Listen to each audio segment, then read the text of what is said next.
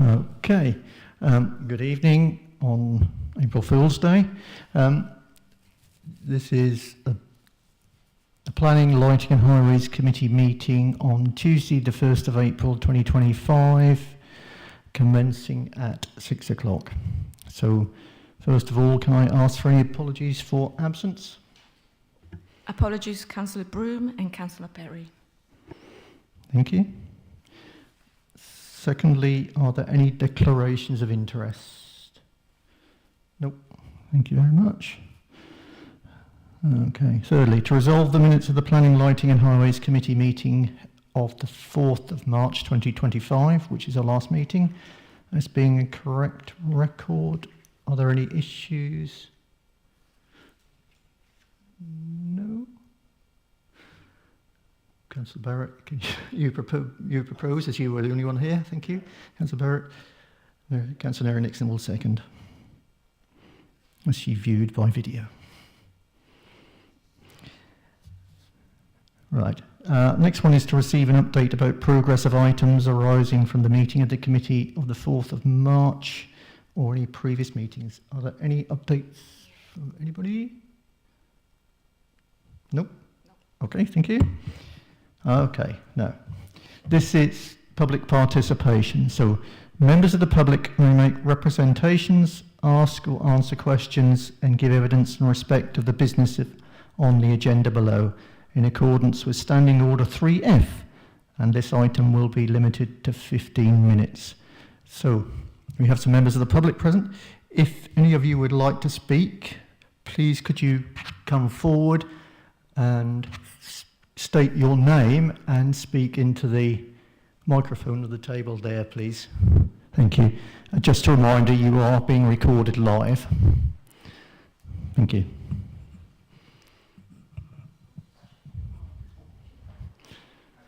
Sorry, it's a little bit of a tricky button.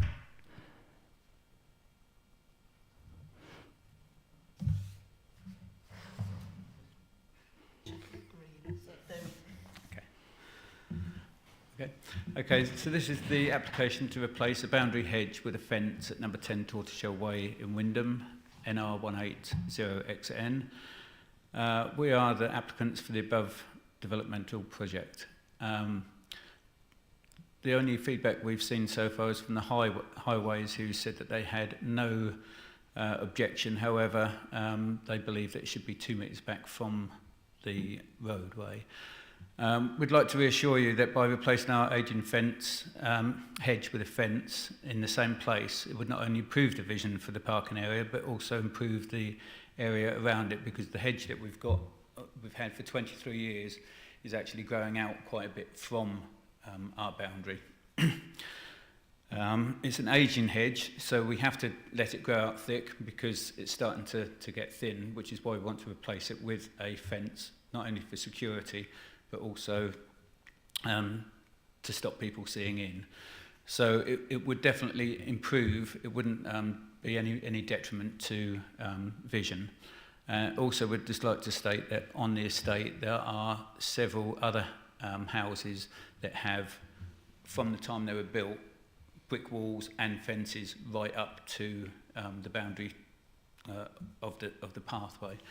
If we did have to go back 2 metres from the roadway, with the cost that we were quoted for having a fence and a gate put in, which was about £3,000, it wouldn't be worth our while at all.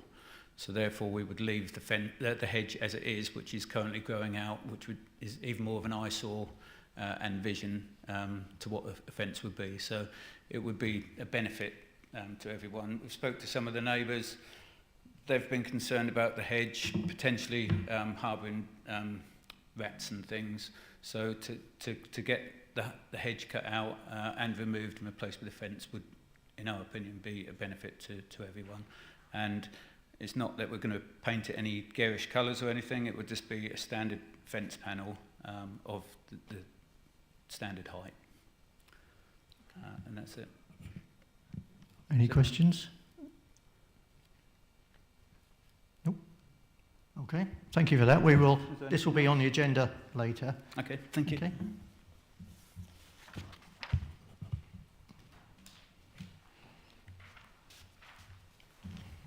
Good evening. My name is Thomas Allen. I'm the applicant for Rosemount House, which is the 5th application on the list today. I was just here to represent myself in case there are any queries, so I haven't really planned a speech per se. I just wanted to raise the fact that highways have had no issue with the application we've had here. We have been conscious of potential impact on our neighbours who have no objection to this by designing in a lay-by with highways approval, and that's already built to their specification, and by limiting use to one car at a time, so there aren't multiple cars. So we're talking essentially about a visitor every, or no more than one visitor in an hour. We do not expect the pool to be used fully through that time. It is first and foremost our home, where I have 3 children who love swimming as well. So we just wanted to be able to kind of share this with the community, and it helps the viability for us to be able to have broad use of hours. And that's all I've got to say at this point in time. I'm happy to talk about if any questions. Can I just... Councillor Nixon, yes, sorry. Yeah, sorry, Chair. I did have a chance to look at the original application. So what were the operating hours previously? The previous hours were 7 till 8 Monday to Friday and 8 till 6 on the Saturday. We didn't have the Saturdays. The hours that were permitted were essentially a straight transposition of the hours we requested. So there was no vetting. I did ring through to planning before putting this in, and they didn't see any objection to it. They just went, well, we just did what you said before. So they hadn't tailored them. Okay. Councillor Barrett. Yeah, you say your neighbours support it, but there are 2 objections. I meant my immediate neighbours, sorry. I wasn't trying to mislead. We share a drive with one neighbour, and there's another neighbour immediate to us. The other neighbours, I think the one person who's objected is on a different road to us. One is further down the road, so not immediately next to us. Okay. No. Councillor Nixon. So is this something that people book? Yes, it's not. So it's not just people showing up. No, they have to book. It is not. Yeah. It's not a leisure centre. Yeah. It is a sort of private pool, and yeah. So it's not free for all. Okay. Yep. Thank you very much. Thank you. Anybody else like to speak? No? Thank you. Okay, so now we go on to consider the planning applications, and if my committee have no objections, could we take the 2 proposals that we've just heard about first? So then you can leave as you wish and not listen to all of us. So can we start with 250510, which is the 10 Tortoiseshell Way boundary hedge to fence? As stated previously, the only feedback has been from highways, who requested to be 2 metres back for vision, for neighbours' vision. That's the only comment. I have looked on the plans, and there are indeed other neighbours with that fencing on their properties. In fact, I think it's the one next door. I think it's number 9 has got it. Yeah. So, Councillor Barrett? Yeah, although I don't like any hedgerows being removed, it's not like it's a wildlife corridor. It is very isolated. But I was previously pulled up where we accepted an application previously to take out a hedge and replace it with a fence, that it needs to be hedgehog friendly. So I agree, I accept it, that we should go ahead with it, but if that could be taken into account in the fence. Okay. Councillor Nixon? Yeah, I've not really got any issues with it. At the end of the day, we're an advisory committee, so if highways are going to make an issue about that, that's up to them. I can't see any problem. Where you said that the hedge is actually decaying anyway, like Councillor Barrett, I was a bit concerned, you know, if you rip up a hedge, but if it's because it's actually on its way out, I can understand that. Yeah. It's gone past its sell-by date. Yeah.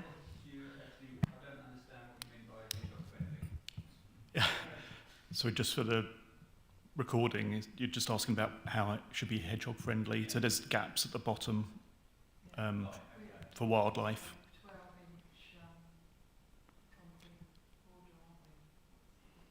We can discuss afterwards if you like. Yeah, okay. Okay. So do we feel we accept with the provision of hedgehog friendly? Okay. Okay, thank you. So that's that one. The second is 2025-0671, which was the request of the Rosemont House to request extended opening times. Yes, you are correct. So it was originally 7 till 8, Monday to Friday, and then 8 till 6 on a Saturday and a Sunday, I thought, didn't I? Originally. It was 2023-2990 was the original proposal. I think it was both weekend days, but I might be wrong. Yeah. Yeah. Yeah, so no Sundays or holidays or Yeah. bank holidays.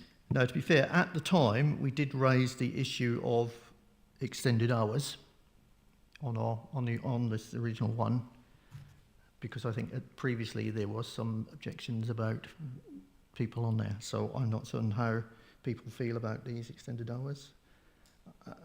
To be fair, I've not got an issue with it. If, as we said, it's not a leisure centre, you have to book to get there. We know this area very well, Rowley, so we know that there's not that much traffic that goes on that way unless there is, diversions in place. So I've not got an issue with extending the hours, particularly that you have to book to use the pool anyway. So for me, it's no problem. Yeah. Councillor Barrett.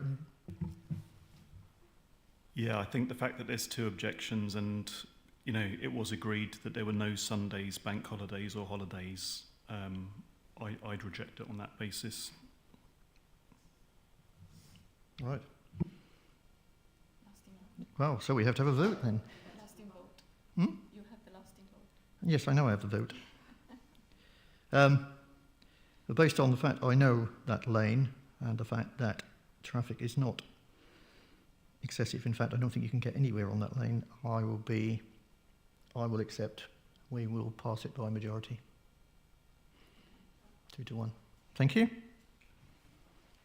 So if you don't wish to stay, don't worry. If you wish to stay, we're just going to go through the rest of the planning applications now. Hmm?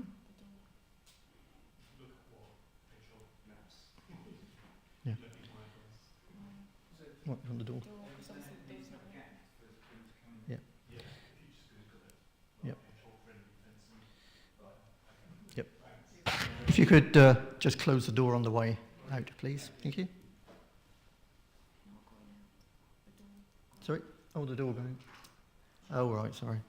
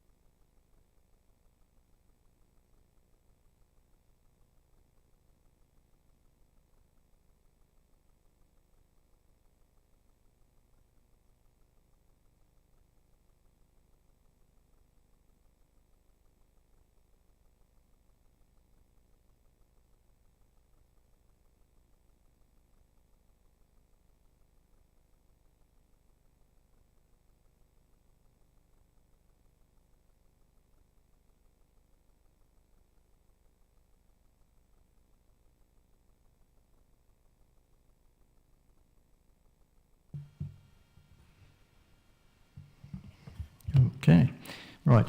So can we now consider 2025-0446 Nelson House 2 on 30 Penfold Drive, which is locating a porter cabin. Information from Highways was fine, and no comments from the environmental people. So I don't have anything. So we accept. Thank you. 2025-0614, 134 Tuttles Lane West, an extension. When I looked, there were no objections to this, and the extension's at the back of the residence. So, accept. 2025-0644, 13 The Lizard, which is a single-storey extension. There were no objections, but there was a bit of a paragraph on the removal of plants. There's some, I think some trees survive, some are relocated, but there are two are going to be gone. So, Councillor Barrett. Yeah, they're repositioning a crabapple tree, but removing the elder, which is a shame. But it looks like they understand their horticulture, so hopefully that will get replaced. So that's fine. That's it. Yep. Yeah, similar to what Paul is saying. I mean, it seems quite a substantial development, but there's no objections from neighbours, and it's good that they are trying to save some of the greenery. So I've got no problem with it. Okay, that's a accept. Thank you. 2025-0718.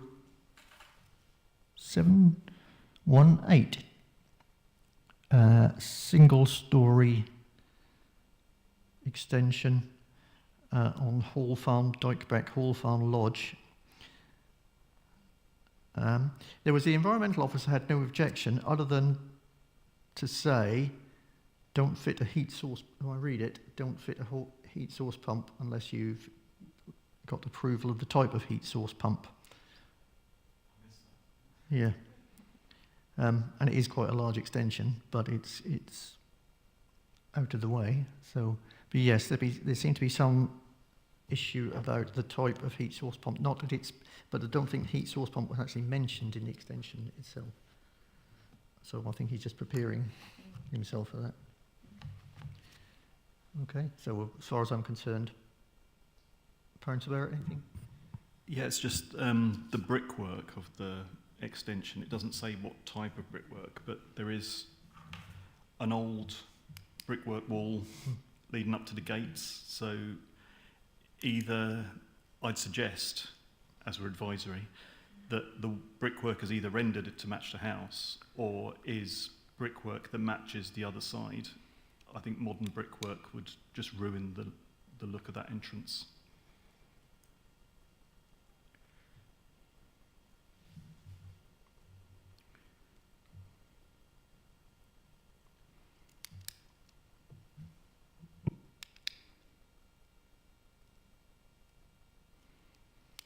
Okay, so is that an approval? Okay, so 2025-0794, which is an amendment to an agricultural building, design and material changes. This appears to be the second design and material change, because the original was 2019-1898, and then there was a 2021-2804, which also required a change to the original. There's no highways objection. No other objections, so nope, approved. Okay, so that's the end of the planning applications. However, there is one more to note, which is about Wymondham High School proposal, which is the County Council one. The only, whilst I support the high school has got to expand because of the ever-growing number of pupils, the only issue appears to be with the flood authority and some concerned residents about whether putting a building on there will I'm guessing would create, I don't know if it's a floodplain or something, but will it create flooding around, and have they prepared for it? But I'm not an expert on that, so I think all we can say is refer to let the flood authority run it. Yeah, so Anglian Water have made comments that their preferred system is SUDS, which slows rainfall and you know, is a more sustainable way of managing rainwater. So I think the whole application, they've put a lot of thought into the environment and biodiversity. There's a lot of net gains. I think it's a well thought through application. So yeah, very good. Yeah, approve. Okay, so thank you for that, and I will end the meeting at 18:22. Thank you all.